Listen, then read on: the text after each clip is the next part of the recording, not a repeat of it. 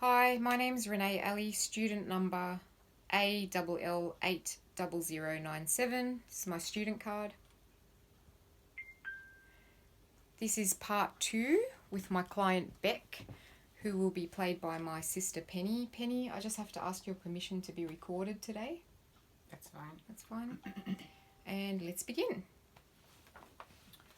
Okay, group, that concludes our session for today. I look forward to seeing everybody next week. Beck, is everything okay? No, not really. I'd like to speak to you if I can. Yeah, sure. We can take a minute to have a chat. Mm-hmm. What can I help you with? I've really been enjoying the group that I'm attending. Yeah. But because of things that have come up within the group, I've begun to have some concerns about my future. Okay. Yeah. Right. Can you tell me a little bit more about what's concerning you? Because I kind of didn't really have a lot of skills at school. I dropped out of school because of the condition that I have, which was not diagnosed at school. Okay. So I don't really have a lot of experience, and I don't have the kind of skills to go looking for a job. Okay. And even like if I get a job, I don't have any experience. So my concern is that I have a few issues, around my diagnosis. Right. Because at school I was made fun of a lot, and that still sticks with me.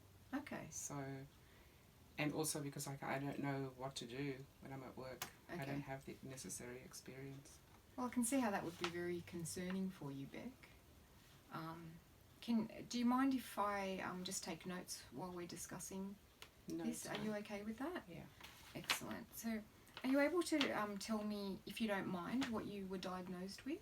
Schizophrenia. Schizophrenia.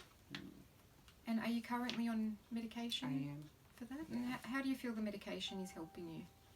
It's working. I feel better. Yeah? Feel like it's controlled somewhat? Okay, excellent. Okay. And you mentioned to me that you do find the group useful. Yes, I do. Okay. All right. At what age did you drop out of school, Beck? 15. 15? I was 15, yeah. Okay. And you mentioned you have never had a job. No. Okay. No. And current living situation, who are you living with at the I'm living moment? with Mum and Dad and my brother Tom. Okay. He's 16. Excellent. And how are you supporting yourself at the moment, Beck? I'm on like a government assistance. Yeah. Okay. Right. And do you enjoy living with Mum and Dad, or?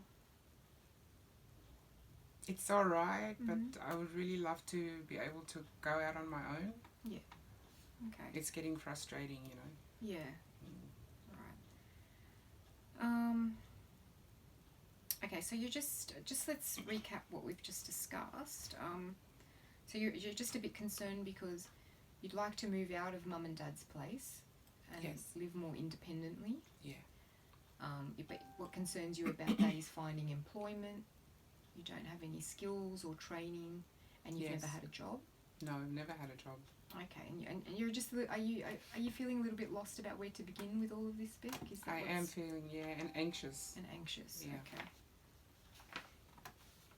All right. Well, it's completely understandable, but I want you to know there are a few options for you, Beck. Is there something that bothers you about being in the workplace or actually finding a job? Yeah, my condition for one. And then of course the fact that I don't have any experience, so I don't know how I'll cope and how people will treat me. Because of my mental illness. Okay. Yeah. So you feel you might be slightly discriminated against. That's it. Yeah. With your diagnosis. Yeah. Okay. Because like I said to you, it happened to me while I was at school. School. Yeah. Yeah. Yeah. All right. So Beck, I'm not sure if you're aware of the Disability Discrimination Act in New South Wales. You're not? So what that is, I'll explain it to you. It's employers cannot discriminate against someone with a mental illness in the workplace. Okay. Were you aware of that? No. No? Okay. under this legislation, an employer must make reasonable adjustments to a person's job to ensure they can perform in a role productively and safely. So irrespective of whether you suffer from a mental illness, you still need to be respected in the workplace. Okay. All right, so I want you to be aware of that and know that that's your right. If you'd like me to print this law out for you, just so you can become familiar with it, I'm more than happy to do that for you at the end of our discussion. Okay. Okay. So what I can do, Beck, is how I can assist you is just recommend a few services that I feel would be appropriate for you, but then you can advise me on what you're most comfortable with and where you'd like to begin with all of this. All right.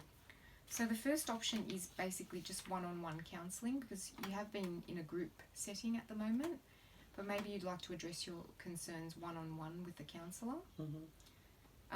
The second option is an educational training program, and it's designed to develop employability skills. The third one is a life skills program designed to support clients with a mental illness. And it assists you in developing skills such as budgeting, meal planning, cooking, hygiene and self-care. And the fourth one is a housing service to help young adults like yourself that suffer from a mental illness, and it assists them in finding long-term accommodation. So how do all those sound to you, Beck? They all sound good, but I think I really would like to do, and I need to do, the employment skills and get into the life skills as well. Okay. You know, before I do anything else. I think that would be a good start. They sound like two excellent choices of where to begin. So with the life skills program, I believe that runs twice a week. And it just teaches you some skills about how to live independently. Yeah. You may not need assistance in all those areas that we'll mention: budgeting, meal planning, cooking, hygiene, self-care. But it comes as a package. All right. And you never know, you might gain some skills that you thought, hey, I never knew that before. Why not? You know what I mean? So that one runs twice a week. Are you available during the week, Beck? Yes. For these? You are? You're pretty much flexible? Yeah. Okay, excellent. The educational and training program is designed to develop skills to help you get back into the workforce or into the workforce in your circumstances. You've never held a job. This runs once a week over an 8-week period. So does that sound like something you think you'd be capable of doing? Definitely. Yeah. Now the starting times vary for this program. So clients are encouraged to make an appointment with the educational and training coordinator. Okay. That will be able to help you out further. You basically just discuss your needs and then you book an appointment to get into the next relevant program. All right. Do you think that's something that you'd be able to do, or would you like me to assist you with that? Maybe a bit of assistance would be good. Yeah, no, I'm more than happy to help out.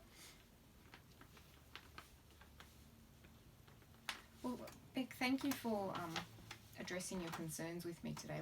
I appreciate you approaching me, because I understand it must not have been easy. Yeah. But I'm glad that you did, and I want you to know that there are options for you. So, and if you ever need to talk, I'm here for you. But what we will do now, we'll just go over to the front desk and I'll write a few numbers down, and we'll also make the call to the educational and training program. How does that sound? Sounds good. Thank you very much. That's okay. You're very welcome. So come on through. I'll show you the way.